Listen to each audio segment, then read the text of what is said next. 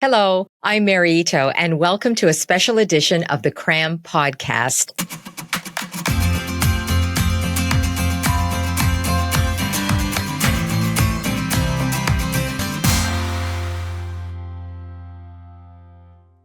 Well, it had to be one of the most tantalizing questionnaires that I have ever come across. It was called 36 Questions That Lead to Love. Talk about provocative. Imagine falling in love with someone after you both answer a series of questions together.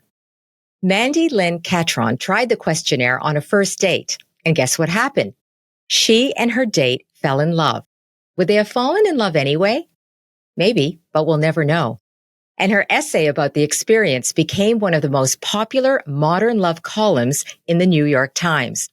As far as I know, she and Mark are still together after almost 10 years. The researchers behind the 36 questions are psychologists and couple doctors Arthur and Elaine Aron. They've been researching romantic and close relationships for decades. Arthur Aron joins us today. He's a research professor at Stony Brook University in New York and an affiliate at the University of California at Berkeley. Hello, Art. It is such an honor to have you on. Thank you, Mary. I read somewhere, so I want to ask you if this is true. I read this story that you and your wife Elaine met over 50 years ago as students at UC Berkeley. And there's this story of how you kissed her, and that changed the course of your lives, actually, both personally and professionally. Is that true? Yeah, I guess so. It was, there are a lot of things leading up to it, but, we turned and we kissed, and it was just so intense. And so then, how did that change as far as your professional lives and what you decided to focus on? Well, at that time, sort of the standard in social psychology was to look for a topic that people think can't be studied scientifically and do it. And, I fell intensely in love, and I looked around for a topic. And that was a topic. There was very little, there was a little bit, but hardly any research on love at that time. This was a long time ago. So I started doing the research. Okay. Now, your questionnaire, the 36 questions that lead to love, that gained massive attention. I still remember when the New York Times article came out and, people were doing the questionnaire, they were talking about it. Why do you think it got that much interest? Well, first of all, I should say it wasn't called 36 questions to fall in love. We called it the Fast Friends, or actually it was informally a method of creating closeness in the lab. The idea was if you want to study people who are close versus non-close, you can't just bring in people who are close and non-close because they have different histories, they've chosen each other. It wasn't designed to fall in love, it was designed to get you close. But if other things are in shape, there that are likely, it can add just the element that makes you fall in love. But it wasn't designed for that. And most of the research we do are with same-sex heterosexual people, so it creates closeness. And we've done a lot of studies, and others have used this procedure a lot in their research. Because in 45 minutes, if you do it the standard way we do it in the lab, you can take two people who don't know each other, and in 45 minutes, they report they're very close to this person. I know. I think that's what is so shocking to people, right? That in that short amount of time and in a lab with people who don't even know each other, that you could accomplish this. So for people who don't know, because there are always, new audiences who don't know about your questionnaire, can you just briefly describe what it is and just again, what the original intent was? What we look for when we're looking for how could we get people close in the lab randomly, just randomly assign people. I looked at what was known about how people tend to form friendships from survey studies and how they, connect. And we found that typically they exchange deep information with each other, but not right away. If you meet someone and you don't know them very well and they're telling you too much too fast, it doesn't quite do it. So we developed a set of questions that at the beginning are fairly fairly mundane, but a little bit interesting. You could go out to dinner with anyone in the world in history, who would you go out with? But then they get more and more intimate. Towards the end, well, these were college students initially, if your mother died, how would you feel? What would they get deeper and deeper over time. And of course, it's very important to be both ways. So each question, you ask it, the other person can say something, and then they ask you the same question. But what we found since then, actually, is a lot of research showing that self-disclosure, revealing stuff, is mainly creates closeness if the other person is responsive. Responsiveness, and this provides an opportunity to be responsive to each other. So that's how we developed it. That's what we're learning. And can I ask you a question too? Because I wondered, does it work equally well for both women and men? Yes. Because, it does. See, it's that interesting surprised us in the initial study. Because I was wondering, just because, I guess women are considered generally more to be able to disclose, and to talk about their feelings. And so I just wondered if men are put in this situation, would it be more or less impactful? I'm not sure. I think they know it's, we're trying to create closeness, but they know that also in the small talk condition. So they know that's the goal. And if men have a goal, they're usually pretty good at focusing on it. Now, we're just talking about Western culture here. Yes. In some cultures, there's research showing that in some cultures, men are as close as women, to each other. In most Western cultures, men form friendships through doing things together, but they're not quite as intimate and close as women's friendships. And one study that a friend of mine did, Harry Reese, very eminent social psychologist, he had people keep records of their interactions, sort of who they saw for the last week or so. And they'd indicated, how close they felt. If they had interacted with a woman, they were much closer, feeling less lonely than if they'd interacted with a man. And that was true for both women and men. Wait a minute. Are you saying it was true for women if a woman interacted with another woman? Yes. Oh. She felt less lonely. Less lonely. And if a woman, if a man, if a man interacts with a man, he doesn't feel much less lonely. But if he interacts with a woman, he does feel less lonely. So for both men and women in Western cultures, you get that effect. Now, it's not true in every culture. Harry and some others have done research like in some of the Middle Eastern countries, and you get some different patterns. Oh my gosh, that's fascinating. Just going back to the 36 questions and the way you design them, when I look over them, and, you spoke about the fact that, they can start off fairly easy questions and then they get more and more intense. So you've got 3 sets of 12. And by the time you get to that third one, I'm looking at some of those questions and you mentioned one of them. I mean, they can be very difficult. And I'm just thinking, what's your intent as far as like the kinds of questions you came up with? What are you trying to do? Well, we're trying to have people reveal things that are very deep and personal.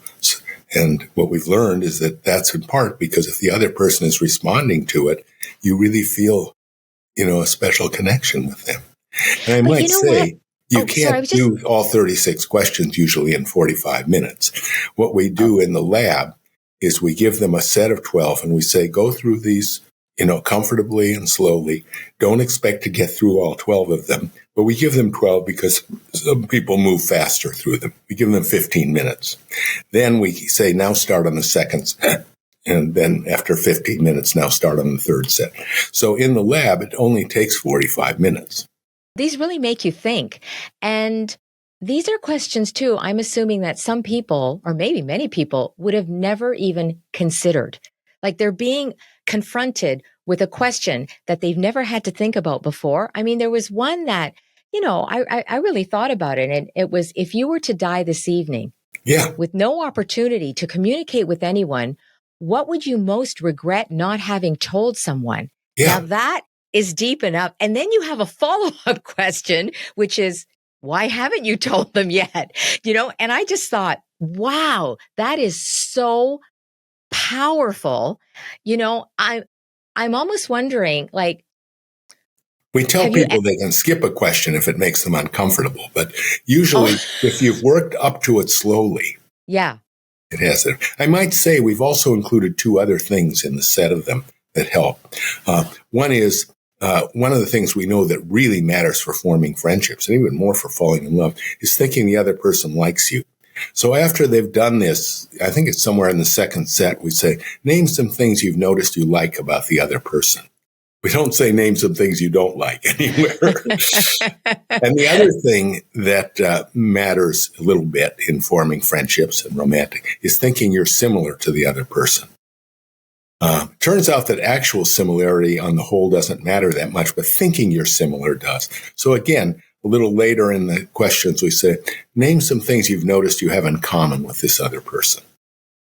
And so those things are added, and those are important for forming friendships and romantic relationships. One of the things we've done more recently, and this was started by Rich Slatcher and Keith Welker and others, but I got involved with it, is to use this set of questions with two couples, two existing couples.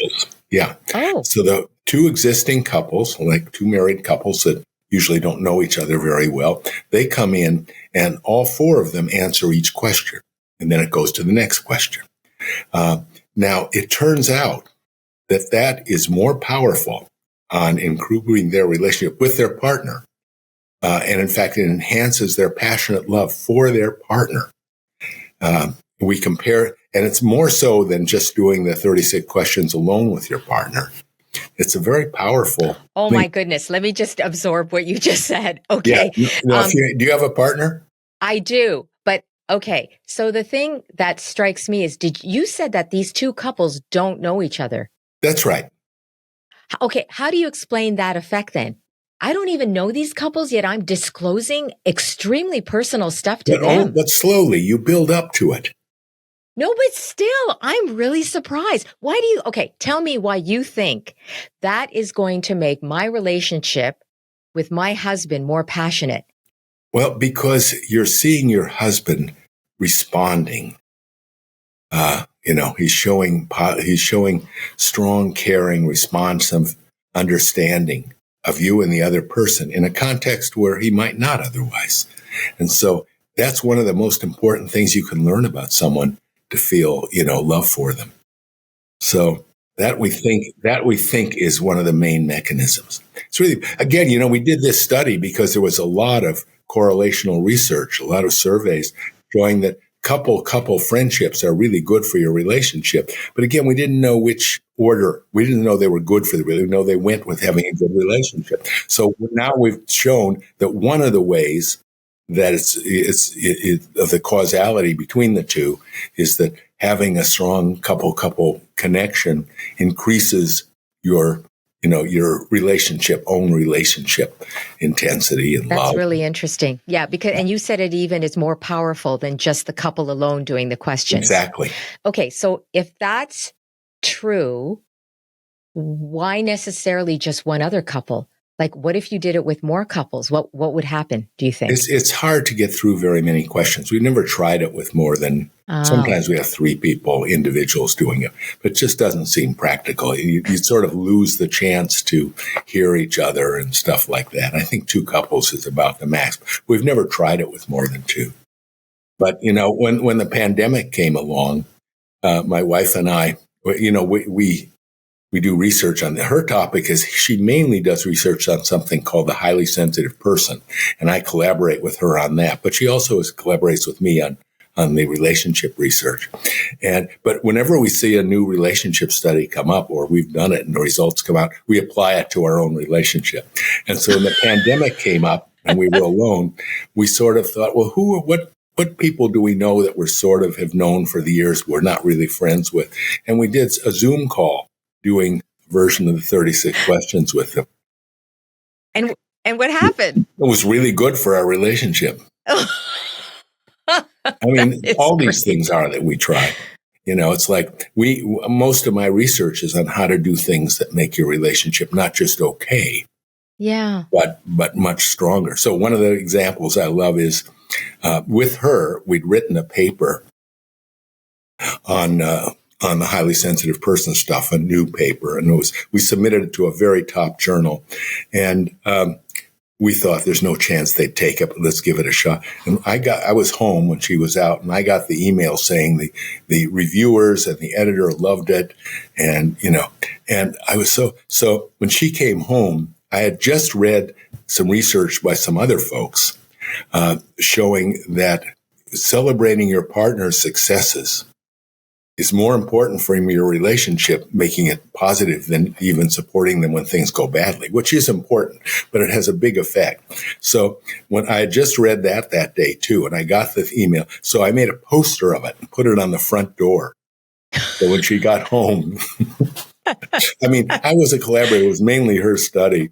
We had a great night, It was like, You had a great night after that. Well, I mean, I can see, of course, that's a surprise, right? She wasn't expecting that.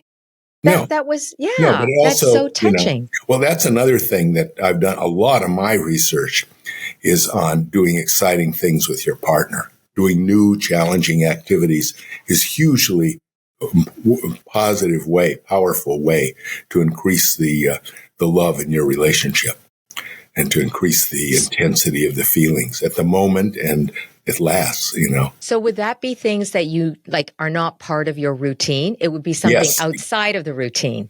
Yes, exactly. Yeah. Exactly. We've done a lot of studies of this, and now it's been replicated many, many times in all kinds of contexts. But it's a really good thing to do, something different with your partner. We recommend once a week, come up with something that's different. Don't just go to the same restaurant. Go to a new kind of restaurant, or, things like that. And it's really a valuable thing to do with your partner. Do you think it matters who brings up those new suggestions? Like, what if it's the same person, the same partner all the time? Coming up with this. I don't think it matters. It doesn't matter. I don't think so. It's the activity itself. Yeah, I mean, as long as there's some benefit, both partners like to benefit from the quality of their relationship. I mean, people think it's not really possible to have more than just an okay relationship. We did a big survey a few years ago. It was in the U.S., but we had a very representative, large sample, and we found that of people married 10 years or longer, 40% claim to be very intensely in love. That's surprising, because that only means that 20%, of those who got married, because by 10 years, only about half are still married. But still, we didn't realize there'd be. And then we've done some brain scan studies showing that these were people who are married 20 years, who claim to be very intensely in love. We put them in the lab, in the scanner, and they looked at pictures of their partner versus various controls. They look just like people who've just fallen in love. I've done a lot of brain scan studies of people who've just fallen in love. Okay. Were you not surprised by that? Because I think most people would think, gee, after 10 years, 20 years, whatever, right? Yeah. There are not too many people who are intensely in love. We were surprised, and we're very happy to see it. And we think it's sort of people don't always want to hear it, even, because one of the ways we can feel better about our relationship is by comparing ourselves to other relationships. You leave the party and say, oh, they always fight, But on the other hand, this is sort of a reminder that it's worth the try to make your relationship even better. Another area that you've focused a lot on is the self, right? And how... Including other in the self. Yes, including other. Can you talk about that as well? Yeah, I mean, it's part of being connected to the other person, and and it's associated with a good relationship up to a point. If you totally feel, I'm lost to the other person, that's not so good. But we studied it in a lot of ways. And so one of my favorites is we call it the reaction time, me, not me reaction time test. We have people rate themselves on a whole bunch of characteristics. And then in another context, they rate their partner, and they rate someone else some some movie figure or something. And then later they come into the lab and they're shown each of those traits and they're asked, how true is this of you? And if it is true of them, but not also true of their partner based on the rating they did a week ago or something, they're slower to answer that it's true of me. And similarly, if it's not true of me, but it is true of my partner, I'm slower to say it's not true of me because we're mixing them up. Interesting? And we've done a lot of other studies like that. We've also put people in the lab where we've looked at when they think of someone they're close to versus someone they're not close to, the areas that are activated while they're given some stimuli about themselves, like their name in the scanner, the self areas, associated with the self get activated when they mention the other person that you're close to. And we've done a lot of studies on that, and people have used it in a lot of research. So Art, do we actually become more like our partners as we grow older with them? Well, that's another line of research. We don't always become more like, we feel more like them. Feel more like them. Yeah. And we also, feel more like my wife and I went to a concert last night with some, a group we'd never seen before and stuff. We loved it. We really loved it. But, we sort of doubled the love because I was feeling her loving of it and she was feeling mine, they sort of, so there's definitely a lot of benefits to including other in the self. I mean, it's also can be a little hard, if your partner has something bad happen, you feel bad, it makes you empathic, but it also hits you and you have to not be overwhelmed by it so you can support them. But you want to support them because you'd want to support yourself if that was happening. Yeah. Yeah. Do the other thing I've wondered too is like in your broad use of those 36 questions in all kinds of settings, in all kinds of relationships with different people, have you found it didn't work? Like, meaning it actually didn't cause closeness? Like people felt more distant after doing it? Not many cases. I mean, we've done this a lot. And, if you do it with 1,000 people, you're going to have a few cases that work out weirdly. But the vast majority show either strong effects or only very small effects, but most of them show very strong effects. It's pretty strong. We have to be a little careful of the questions themselves. We did one study of in a community that was tense between the police and the things, and we had police and community members doing these pairs of things together, and when we pilot tested it a little bit, and the police got really upset by the death questions. How would you feel if you died and stuff? So we had to drop those questions. And some of the questions, like how would you feel if your mother died, doesn't apply if we do this with old people, because they're almost all dead already. They're mothers. So, you have to adjust the questions. Yeah. Also, I should say, if people want to use this, like in dating or something, it's not a bad idea, but you can't use the same questions again and again because your answers become rote. Yeah. Yeah. So, is it only good like once or twice? Well, it can be a few. You could adjust the questions a little bit so that you start a little later in each part or alter, something like that. Mm-hmm. You focus a little on the ones you haven't done and stuff like that. But you also may make more sense to, if you've done it 2 or 3 times, to invent your own one that, accomplishes the same thing. Yeah. And a couple of the questions can be there for both, like the one about, it comes in after a while. Name some things you've noticed you like about them, some things that one doesn't get rote, but for the most part, you don't want to use them too many times. I find the implications of these questions enormous, because if these questions can result in some kind of closeness between 2 strangers, right? I mean, couldn't you have 2 strangers who maybe in another setting wouldn't like each other? They could even be in opposition of each other.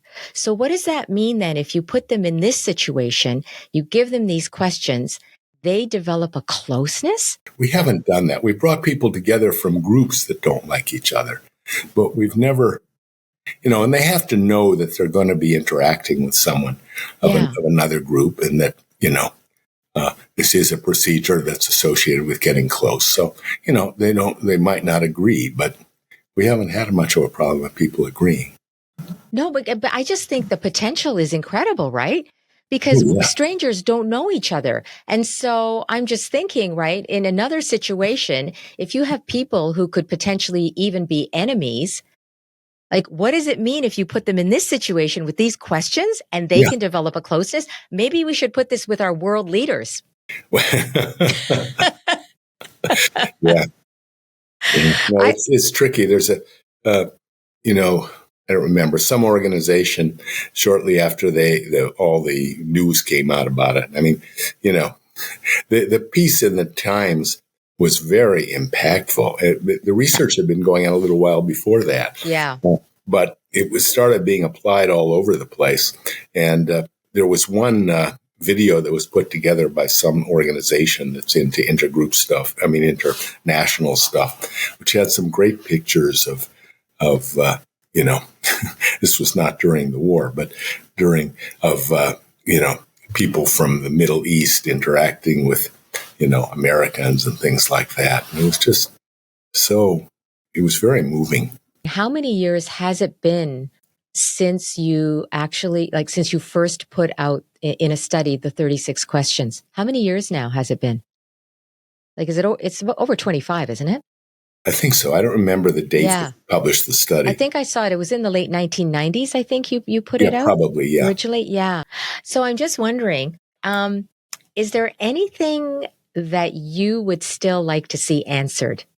A research question that you're really, you hope that will be answered? Well, one of the things I'm actually doing some research on right now with collaborators who have some long-term data, of people from the time they got married to 20, 30 years later, following them every year or two. Terry Orbach and her collaborators I'm working with them right now.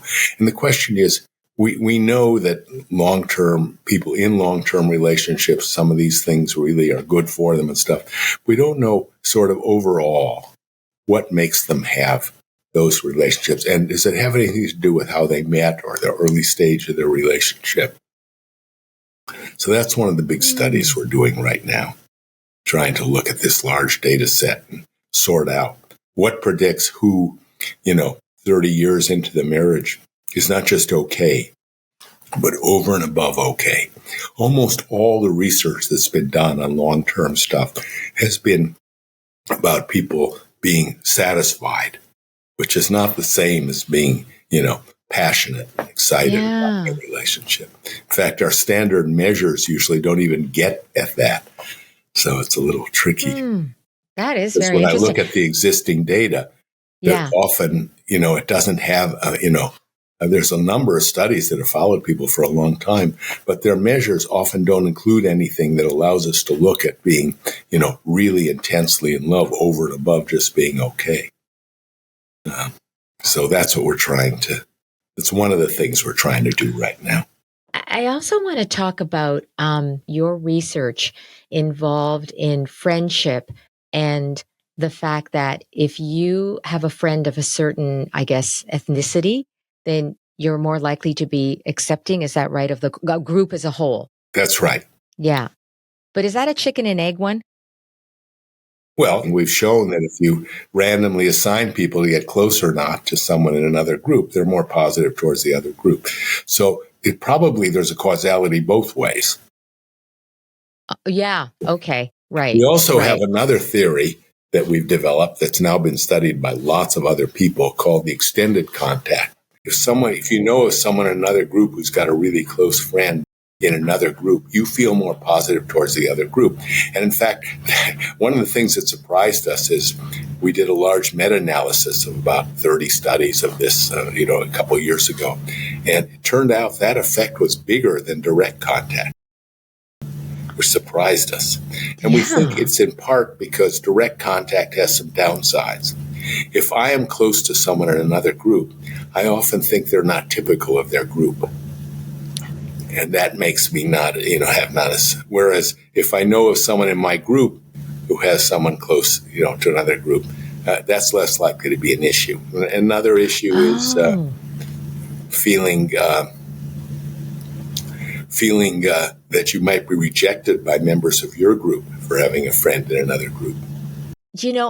Everything that we've been discussing, I guess I've just made the assumption that this is all in person, right? So the couples, you're sitting down, you're asking these questions. Although you did say you did it during the pandemic on video with another there's couple. Been some nice studies. Sue Sprecher and some others have done some nice studies where they have people do this on video or by phone. And it works. It's not as powerful. Let's see, I'm trying to remember. The research is a little mixed on it. Sometimes it's very powerful, even by video. I was just thinking about travel. Yeah. And, when you travel to another country and then you go and meet the people, it's very difficult to have, those kind of stereotypes and certain biases that maybe you were told, when you didn't go there because you actually met them. Whereas I think if you were to see a video on them or, you just read about them, it's not the same as you yourself really going there. No, although if you see a video of someone that you're close to or that's in your group that goes there and is treated very well, that's extended contact. Well, Art, this has been fantastic, but of course, I just have to end off and ask you, how long have you and your wife been married now? Well, we are going to celebrate our 50th anniversary in February. Oh my goodness. Oh, congratulations. Yeah. And we've actually been living together for about 58 years. 58 years you've been living together. Yeah. Wow. And so, you don't have to answer this, but I feel like because of the topic, I'm going to ask you, is your love just as intense as it was? It's pretty intense. I don't know if I'd say it's just as intense, but it's pretty intense. Pretty intense. And do you think all those things that you've experimented with, whether it's the questions or things that have come out of other studies, you said earlier, you really feel that they've helped? Oh, absolutely. They're really good. And we apply them constantly, when something new comes up. There's not that much new that comes up, but when it comes up, we're applying all the standard stuff already. We try to do new, interesting things. We try to celebrate each of our partner's success. We try to have good sex. All of these things we try to do. Have good couple friendships, all those things. Well, it's been delightful speaking with you and so informative. So much to think about. I think a lot of people will take these thoughts and suggestions away with them and apply them to their own relationships. Really appreciate it. You and your partner can do that.